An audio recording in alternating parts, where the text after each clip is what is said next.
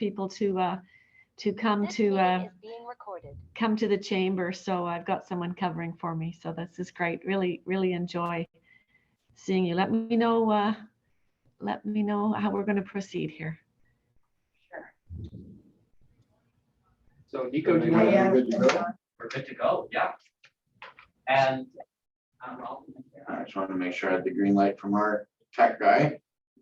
So, Minister, thank you for giving us your time today and for providing us the slide. Just wait 1 minute, okay? We're just gonna wait 1 minute, okay? Let everyone come in. Okay. We just want everybody to be in. Yeah. Okay, we got a So list then of give me a people. thumbs up so I know. Good job, Nico. How's the good. weather where you are in the city? I think you can. Pardon me, Nico, did you? We're good. All right, so I'm good to get going now. So I'll just reiterate what I started off with again. So again, thank you, Minister, for joining us and giving your time today and providing us this audience with you and your team. We are members of the Council of Community Living Ontario and like to introduce ourselves to you.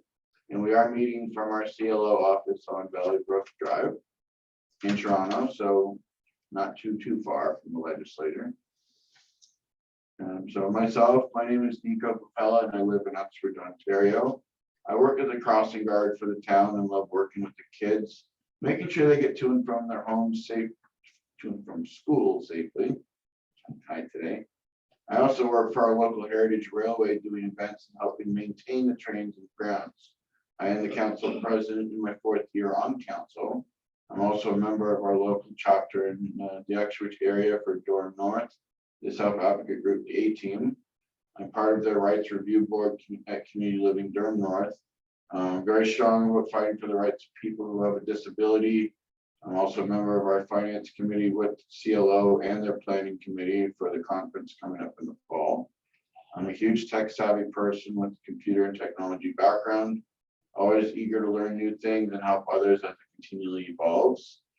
I hope to continue working with the council to ensure voices of people who have a disability are heard regarding issues with ODSP, fair rent, work wages, and the many issues related to poverty. I will turn it over to my Vice President, Nicole Flynn. Thank you. Definitely.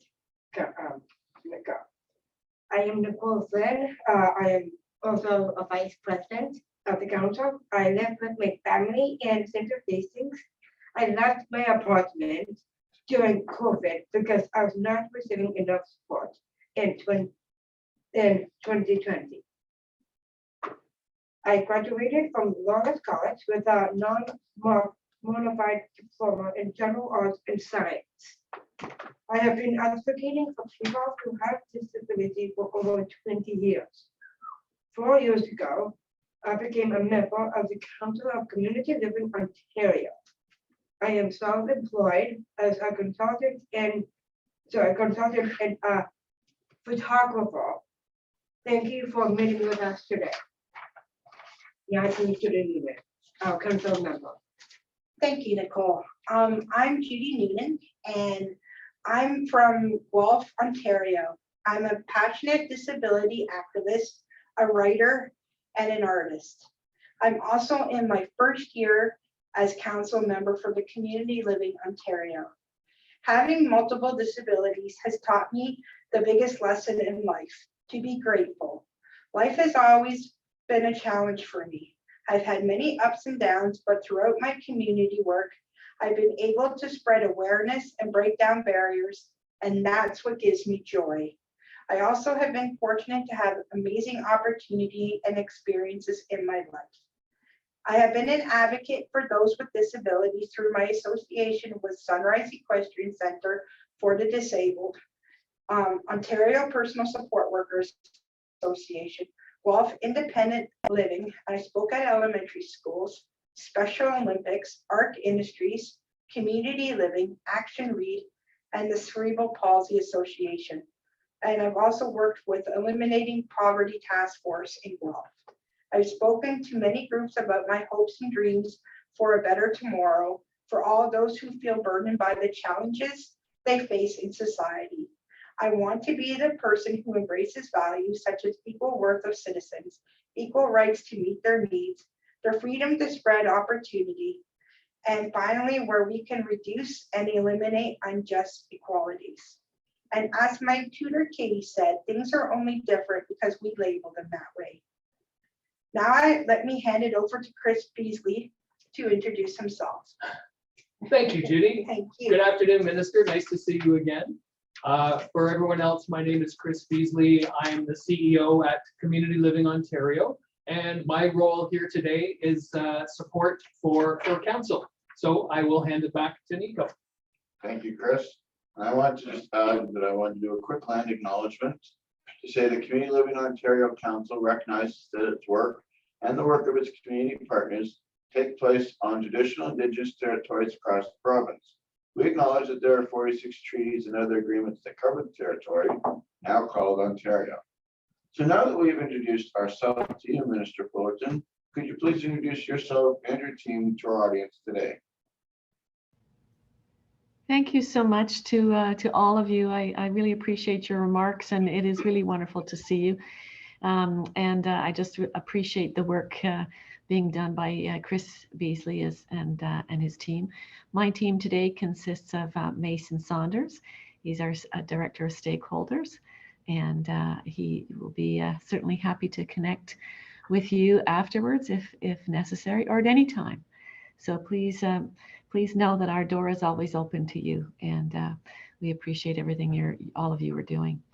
So, we talk about advocates and the dedication, and you're living your lives. You are the best advocates for yourselves, you and others. And I was a family doctor for many years, and how important it is to help others. And that's what you're doing. You're not only advocating for yourselves, but you're helping others. And so that is tremendously gratifying. And was it Judy who talked about gratitude? Yes. Yeah, I like to say gratitude is social glue. It allows us to have strong relationships and allows us to appreciate each of us as an individual and those relationships. So thank you for mentioning that.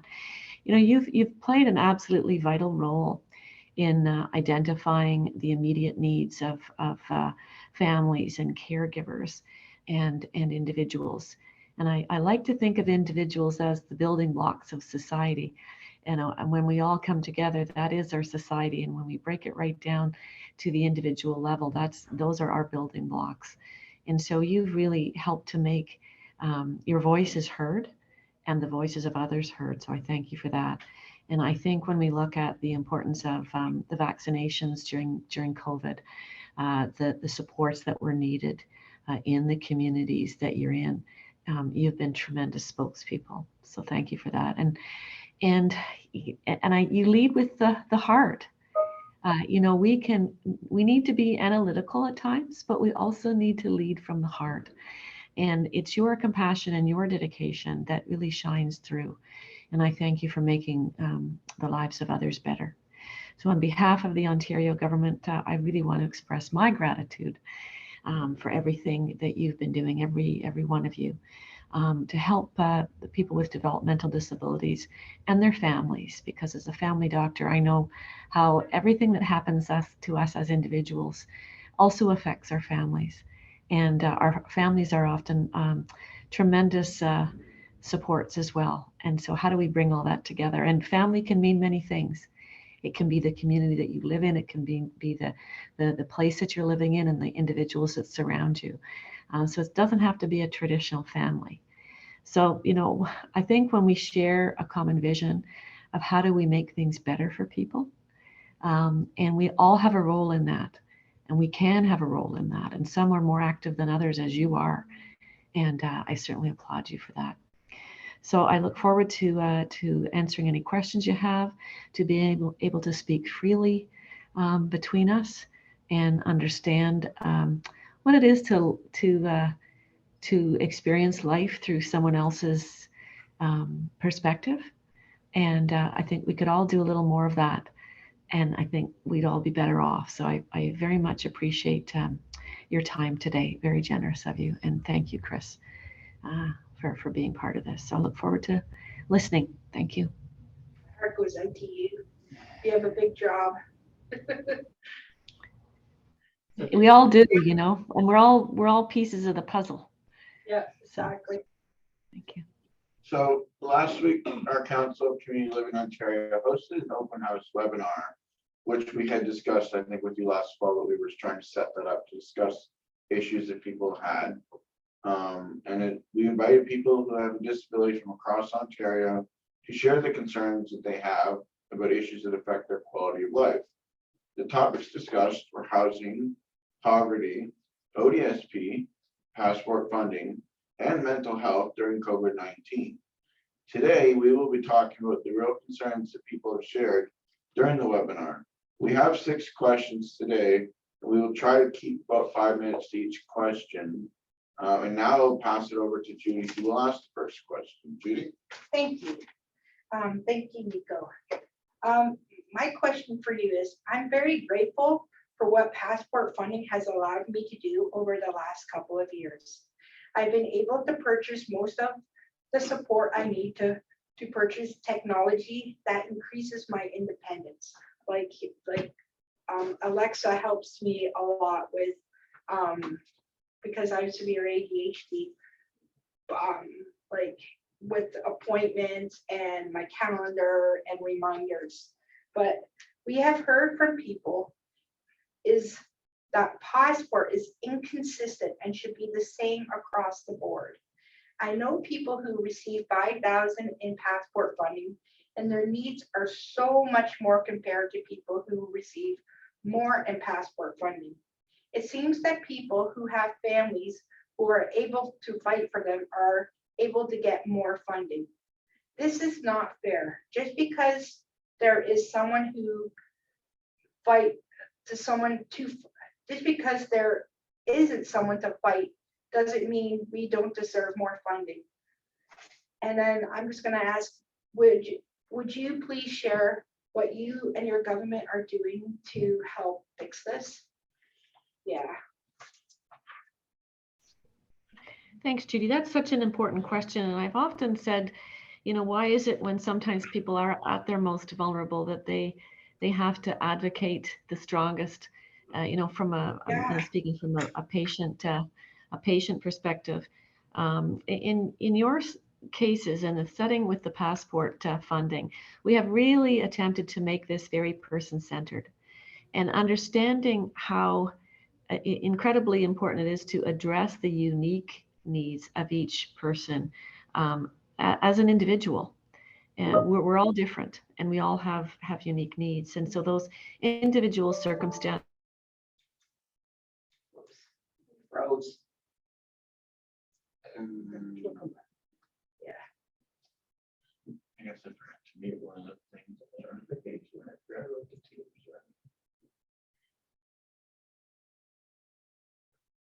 For those that are watching, stay tuned. We seem to have a slight freeze, so please stand by.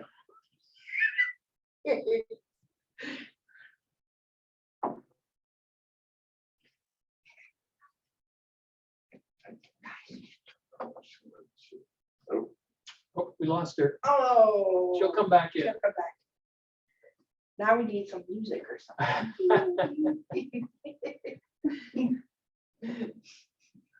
She's still there. Is she? Yeah. Yeah. She's still in the list. Just look. She's rebooting her computer. Ah. Chris, just rebooting, so.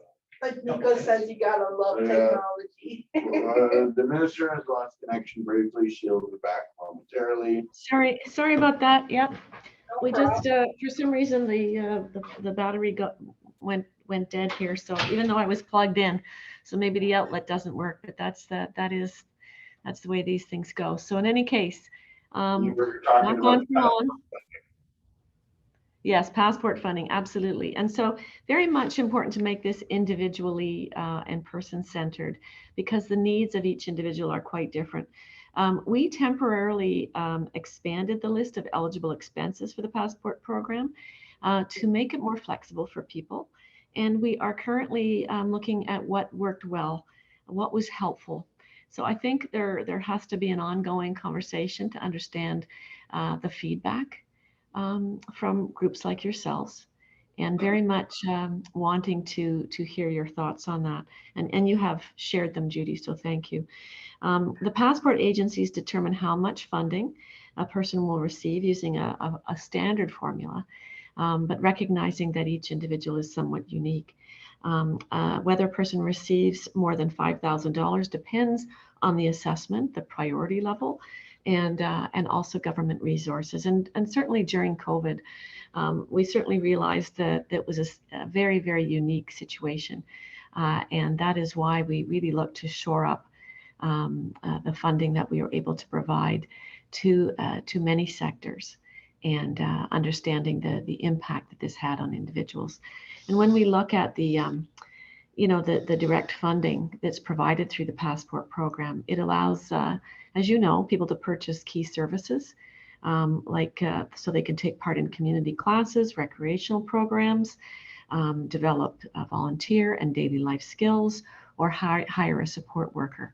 And that's probably a topic for another question, but making sure that the retention and the recruitment of the workers in this sector is also key. So we're looking at making a more flexible system, and one that really addresses the needs that are unique to the individual. Thank you. Nico, you want to go? Yeah. Our second question, many people have told us that are living in poverty, have told us they are living in poverty. I personally have had a difficult time paying for my rent, groceries, clothes, and everything else that I would need. People have told us that ODSP is not enough, that ODSP is not keeping up with the cost of living, that the motivation to work is not enough if the government claws back our money. We work because we want to contribute to society, but we also work to make things better for ourselves. Low payments and clawbacks are not fair. We would like your opinion on this. We would like to know why things have not gotten better under your leadership. Thank you, Nico. I think if we look at the things that have affected the ministry's ability to address some of your concerns they're beyond our ministry, but also the pieces that are within our ministry. And so there's a combination of factors going on here. And when we look at the overall efforts to make things better with ODSP, that COVID certainly had an impact, and we flowed dollars to support people during COVID, including the Social Services Relief Fund, which the Ministry of Community, Children and Social Services was able to access some of that funding. And we also have to recognize how poverty does disproportionately affect people in some sectors, and certainly people with disabilities would be one of those sectors. And how do we address that overall? And it's not a simple one sentence answer. Obviously, it's going to take multiple ministries. So whether it's MCCSS, whether it's the Ministry of Health, the Ministry of Municipal Affairs and Housing, Ministry of Education, the Ministry of Labor, Training and Skills Development, because we really recognize that everybody has something to contribute. And so if we can create the programs that will allow people to participate and be included in the community, whether it's a job or whether it's volunteering, these are all things that need to be done. And housing is a critical piece. And we've seen the inflation really have a really significant impact on affordability. And so that's something that our government as a whole, so it's a whole of government effort to address that inflationary impact. So there's been inflation, which is not necessarily in the purview of the provincial government. It's many, many factors, and same with COVID. And so when we look at what we do to create the supports for people, we're really breaking down the silos, I think more so than any previous government has ever done, understanding that there are much needed changes to the status quo, and that will take some time. We recognize also making changes quickly without consultation can really have an impact on people and the organizations that are serving those people. So to have an integrated response that is done on an incremental basis or a gradual basis, I think is a really key piece. But also, I recognize as a someone in family medicine for many years how things do change in some areas over time. But we're embarking on a really important transformation here, and so I certainly value your partnership and your feedback in this process. Thank you, Minister. Nicole? Yeah, right. Yes, right. Okay. As you know, Ontario closed its institutions in 2009. But for many of the people watching and listening today, their lives are still being institutionalized. People continue to feel trapped. They can't move forward in life because of a lack of education, restricted employment, reduced income, poor access to quality healthcare, and the lack of supportive and inclusive housing in the communities. All these things are pushing people to the fringe of society. People want to know what your government will do to take us out of the back burner and bring us forward. Here's the question. Why are people who have an intellectual disability are not a priority? Well said, Nicole. Thank you, Nicole. You're very passionate about this, and I can Yes. certainly sense that. And Yeah, that I know. pardon me. I said, I bet hell I am. I hear you. I hear you, Nicole. And so your question is, why are people who have an intellectual disability not a priority? And I would say to you that they indeed are a priority. We want everyone to reach their full potential. We want a equity of access to jobs, to education. And these are all things that if you look at where we've come from over many decades, I think that people like you are making a difference in getting your voices heard. And I think that that's such an important role that you're playing. And again, we're really looking at a person-centered approach. So whether it's through job training, whether it's through the education system to make sure that there's programs available to you and that are accessible, this is a cross-ministry effort. So, we've seen the impact of COVID as well to create more online potential for people who want to learn that way and create more accessibility for these types of entities that will improve your lives and the lives of others. And we often call them the social determinants of health. I'm sure you've heard that. And this is really about things like accessible and affordable housing, education, training, support systems, and programs that will really enrich your lives and the lives of others. And so, we really want to ensure that people with all types of disabilities have access to the support they need. And that's exactly why having this conversation today and this ongoing communication is so incredibly important. And I look at some of the tables that and the committees that are really important stewardship of what is needed in the community and how we connect with that. And I'm very grateful to those groups and to your group that's allowed that to happen. And I go back a little bit to what I said before, which is an incremental approach.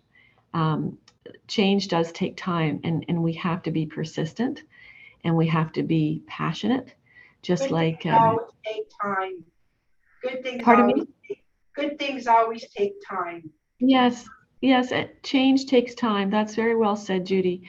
But we do really have to be persistent, and I honestly believe that if we are persistent, that we can make change. And to have that persistent requires hope. And that's exactly why we're making the changes that we're doing to try and provide, a pathway forward. We are moving forward with that inclusion. And I think that that's such an important word. Everybody wants to be part of a community. We all want to be able to provide support for others in whatever way we can. And I think that enriches us as individuals. And for those who are fully in need of support, we need to work across government, across sectors to make sure that we can create that support and understand where the gaps are. And so when we look at what we've done so far, we've streamlined the intake and the assessment process to make it easier for people to access services, and working with sector partners, understanding those partnerships are key. It is through these relationships that we will be able to solve problems. And you know, one of the big ones is staffing capacity. So you know, we've heard loud and clear. They need wages, higher wages. Yes, yes. Wages. And we've done, and we have, yeah, we agree. We Yeah. agree. Because without them, I'm not here. Yeah. Well, that's exactly it. That's exactly it. And as an older person, I have I understand how important it is to have those support. Yeah, yeah. And you know, that actually is a good segue into the next question, which is now Judy. Thank you, Nico. Okay, I'm very fortunate to be able to live in an affordable and accessible apartment in a supportive community. Many people have told us, though, that they face long wait lists and many places are not accessible. High rent and utilities also make dependence impossible. For people, it's not just a matter of getting any place, but the right place with the right resources and the right supports to live a holistic life. What is your plan to make much needed housing easier access for everyone? Yeah. Thank you. Thank you, Judy. Judy, it is absolutely a critical part of the puzzle that we're trying to solve here. And that affordability in housing, you've seen even just in the last few years how costs have gone up. And so when we look across the various ministries, the Minister Clark, who's the Minister of Municipal Affairs and Housing, he's working very hard to put forward solutions for this, because it really it affects all age groups, it affects all abilities, and particularly people that are really really looking for special support in their communities. And I've had the ability to go out to a few locations, particularly in Hamilton, and see the good work that's being done there to make these settings accessible and part of the community. And if I was either I think it was Hamilton, it was where we made the announcement about $13 million over 3 years to make sure that we could create the groups, the adult, what are they called now? There's a name for them. It just escapes me for the minute. They're people that work to help you find the housing that you need. Housing And that was, pardon me? Housing navigators? Yeah, housing navigators. It was something along those lines. Anyway, I'm just forgetting the exact name of it. But anyway, it is people that are designated to provide that level of navigation for people with disabilities, because we know that your needs are unique, and so that's something that we have to work with.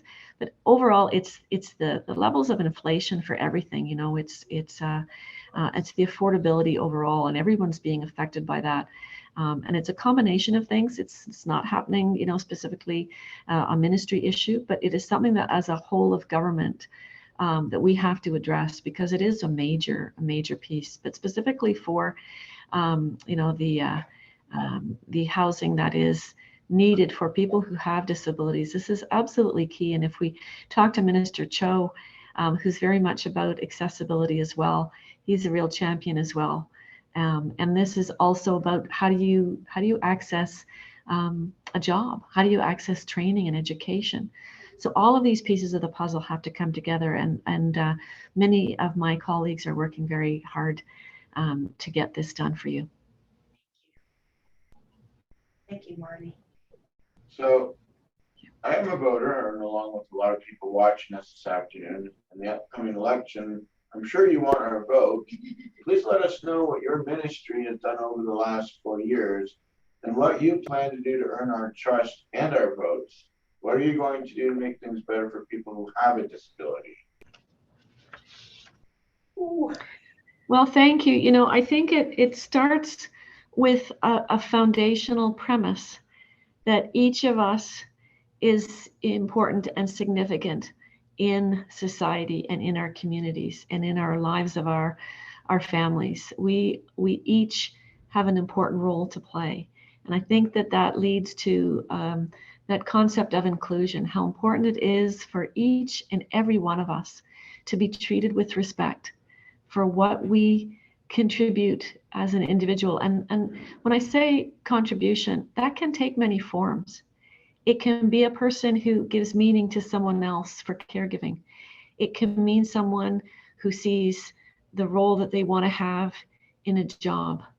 Or how you contribute to helping others be able to get that help that they need and that hand up in your advocacy. So it takes many, many forms. And so I think, and again, I go back to saying we're all part of the puzzle. How do we move forward? What is our role in identifying that inclusion and that fundamental respect for each one of us? Because we're all here to take part in this world, to make a difference, to contribute, to feel love and kindness and belonging and purpose and meaning, each and every one of us. And we can all do that. And so if I think about some of the things that I've already said, but I think they're so critical to understanding, it's how do we break down silos?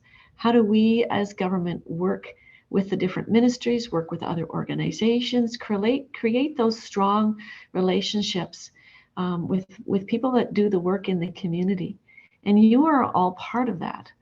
And so I think building those bridges, creating those bonds, understanding and listening to your feedback, hearing what you have to say, hearing and understanding what your experiences are. And often sometimes we think of things as being really big and unsurmountable until we break it down into steps. And through that understanding of hearing your voices, understanding what your needs are, and then putting the action in place and the dollars in place. So it can't just be empty talk.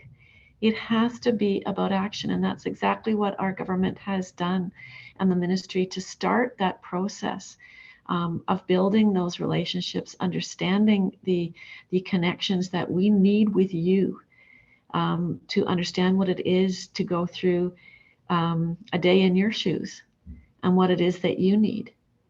And so we can't just make it all happen right away, but we can be dedicated to continuing to work every day to listen to you, to make things better in tangible ways that might be small at first. And that's things like, the plan that we have to move forward over quite a number of years. And I know it seems like a long time, but it is something that we will need to do. And to create that stability, because I think when we want to make change, it sometimes can be a bit destabilizing at first. But it is about creating stability and understanding how we test, is what we're doing the right thing. And by having that communication channel with you, we can kind of go back and rethink things and say, how do we test this? What is it that we know to be true? What is it that you're telling us that might be feedback that indicates that we're not on the right track? Or if we are, what is it that tells us that is true? And so, I also want you to know how hard we're working to connect with our federal counterpart on the Canada Disability Benefit, because that was a campaign promise at the federal level. And I just think the more groups we have that are coming together to be part of the solution, and that doesn't just mean in standards or, policy. It means dollars. And so I think that that's a really key piece. And so I've been in touch with my federal counterpart, and I will continue to bring that message. We really urge the federal government to fulfill their campaign promise on an urgent basis. So this is something that I will keep doing. And again, some of the items I've mentioned before, I won't go over those again. And Minister Fullerton, I just wonder if your government, if reelected, and if there was a federal national income disability benefit, if your government would commit to not clawing back any of the ODSP levels in order to, so let's top up, let's not take back on the one hand and top up with the other. Yeah, I understand exactly what you're getting at, and I really believe that is something that we need to consider. It's definitely something that needs to be understood, and your input on these types of issues will be very helpful to me. Okay, Nicole, I think you're up. Yes. Yes, okay. The people in our, the people on our open forum webinar last week wanted to make sure that you know that they are very frustrated and many are suffering. Many feel that your government does not care about us. People are get apart from their communities. New buildings are still being built across the province that are claiming people together, repeating history and maintaining both habits and attitudes. We are citizens. We are voters. We are taxpayers. We have the right to live, not just survive. Yes. Many of us are kept in poverty. We deserve freedom, power, and prosperity. Please let me and our listeners know that you hear us. Here's the question. When will people have real choices? Thank you, Nicole. And I understand your passion for this and your frustration, because it is something that we have to continue to push on and continue to make progress at. And if I think about my years as a family doctor, understanding how important it is for people to be respected, for their concerns to be taken seriously, for them to be listened to. And I've often said, people want to matter. They want to be heard, and they need to be needed. And it's really those things that we all need. These are fundamental to our well-being. And so, I absolutely plan to continue to create this transformational change for people with developmental disabilities. The whole sector needs to be fully appreciated and the people fully understood in this process. And I know the groundwork was created by other ministers, but we must keep this forward momentum. And it's people like you, Nicole and Nico and Judy, that will help to keep our ministry informed, to keep me informed, and to raise your concerns. This type of communication is absolutely key. And I know it happens at other tables and other committees, but you are partners, and I can't make everything, I can't solve everything right away. But I want you to know that I am absolutely committed and dedicated. The people that I work with are committed and dedicated to doing everything that they can with a sense of urgency.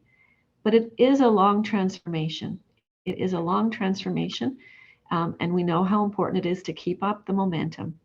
And I just appreciate everything that you're contributing, as well as everyone around the table today. So we'll keep at it. The foundation has been laid. The transformation pathway is there for us to follow. And I think your feedback will be incredibly important. And then I just have a quick note. by the way, thank you for your kind heart and saying people all have a choice and a say, and we're all doing our part at the table. That's really important. So thank you for that. I have a real passion and for ODSP, past ones, ODSP stops at 65.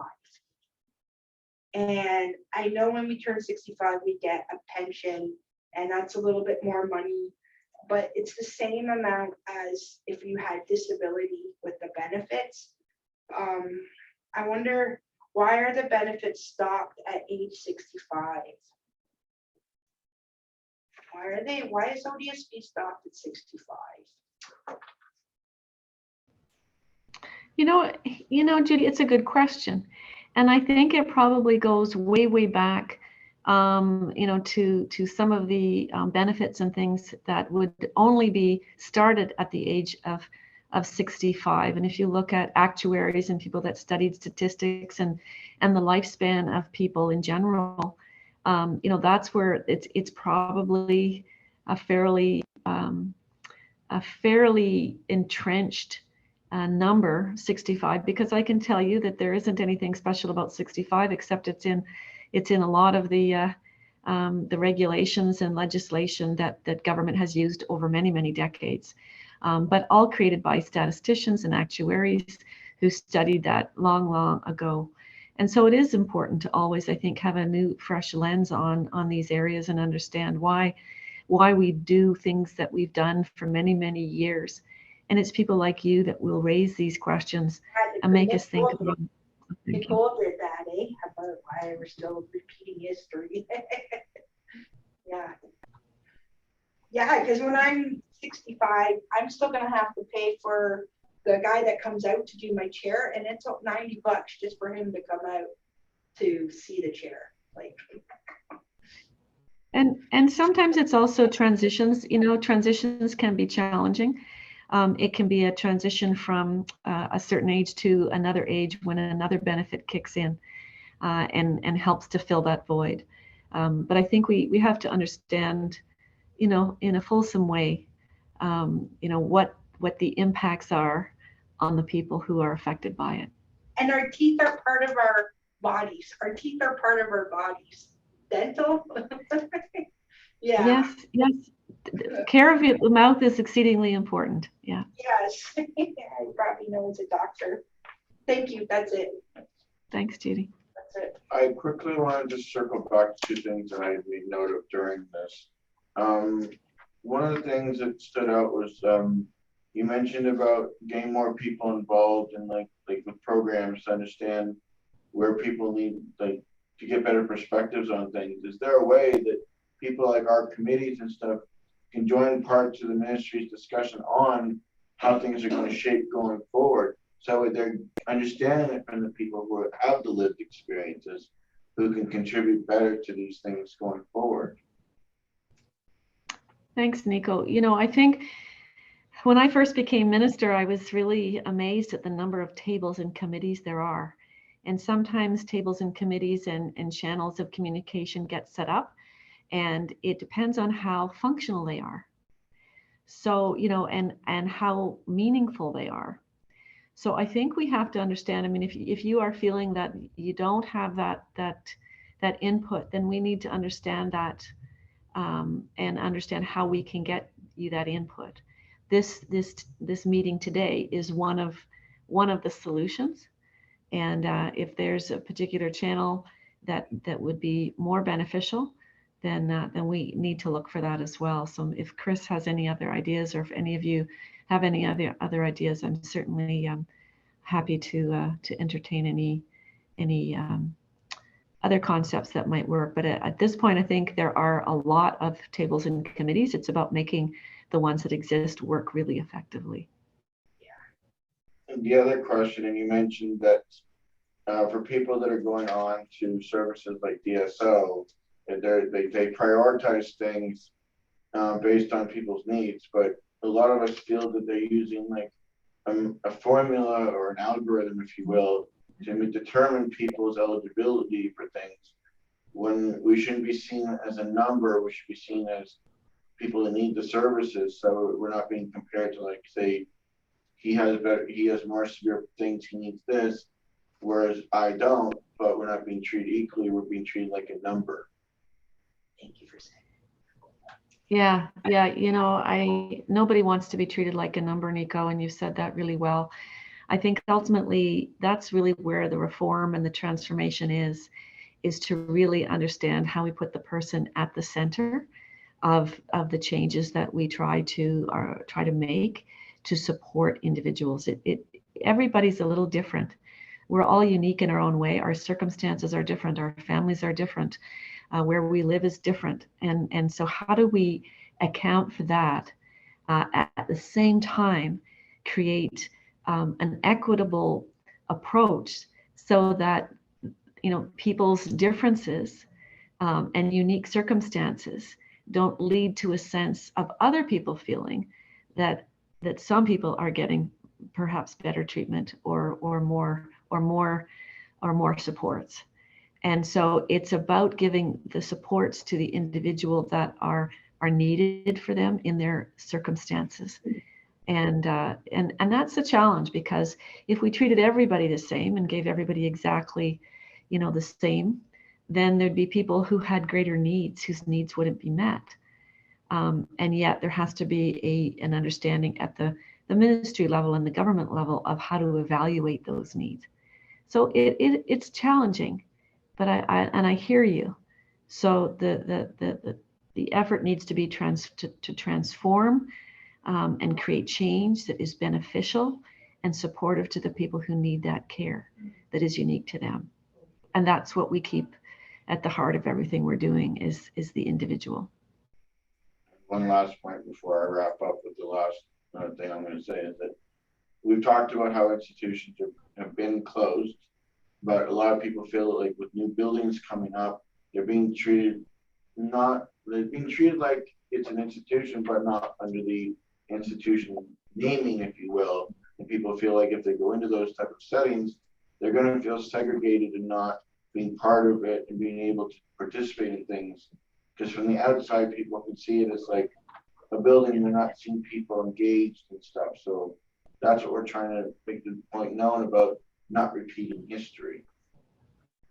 Yeah, that's such a good point, Nico. If you forget it, we're doomed to repeat it, aren't we? So we have to keep understanding what the experiences and the lessons learned from that process. I mean, this has happened in my lifetime, where people, who were in an institution, that even the term doesn't seem appropriate, and we've moved from that.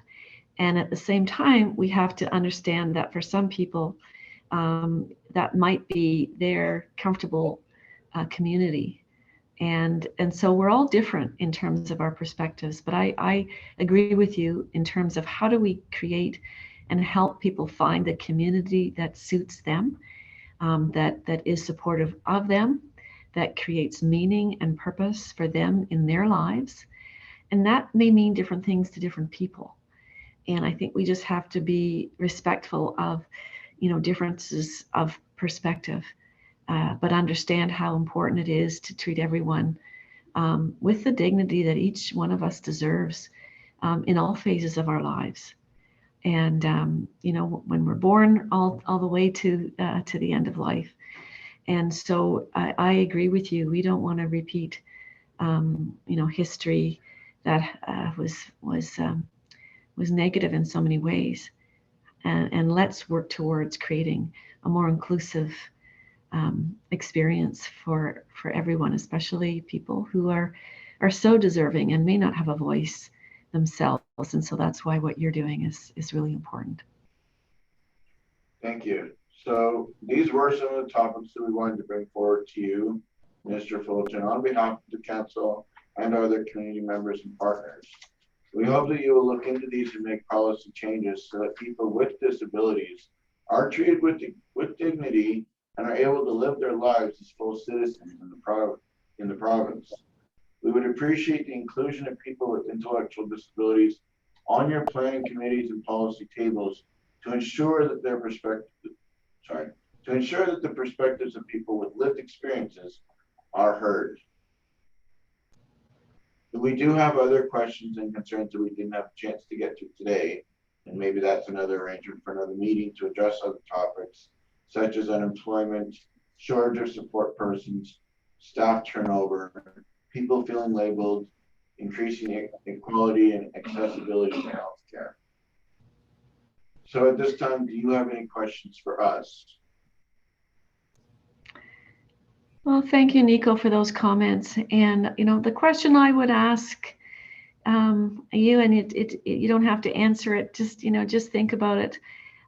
Is really what makes you feel alive? What is, and it's maybe I'll rephrase that too. What is it that really excites you? What is it that creates meaning for you and really pushes you to contribute? Whatever it is that you want to contribute from your own life, from your own talents, and what is it?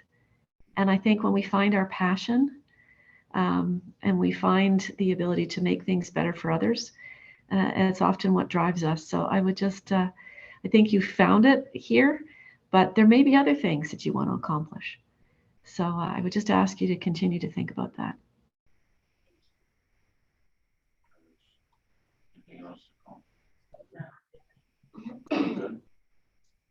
There's a quote about that. What makes you feel alive?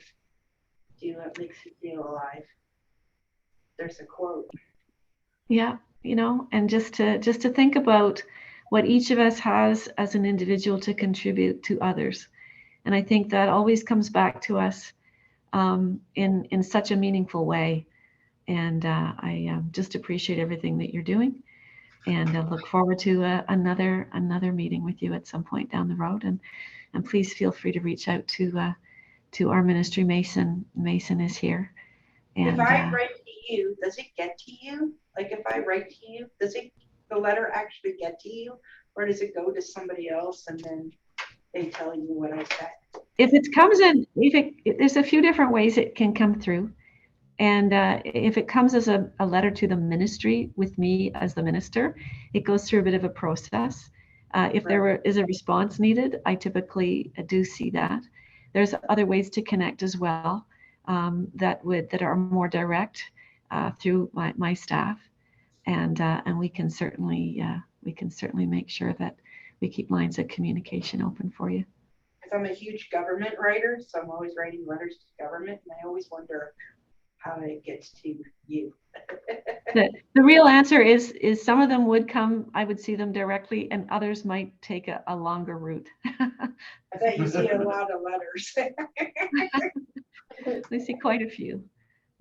But I always appreciate them, because behind every letter, for every person that writes, there's probably many others that choose not to write, and so every letter is very important to me.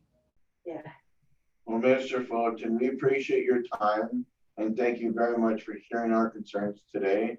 I'd also like to thank our audience today as well for tuning in to watch.